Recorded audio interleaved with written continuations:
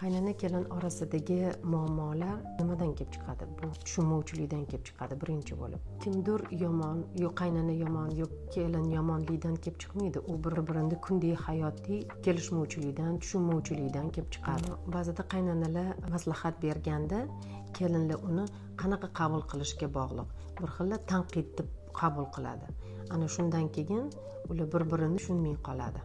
Ba'zida kelinlarimiz o'zi qaror topib bironta bir ishni qilsa, qaynonalar buni hurmatsizlik deb qabul qiladi. Shuning uchun oddiy gap ham janjalga sabab bo'lib qoladi. Bu hammasi nimadan kelib chiqadi? Kelin o'z yo'lidan qilgisi keladi, lekin qaynona o'zini yo'lidan qilgisi keladi.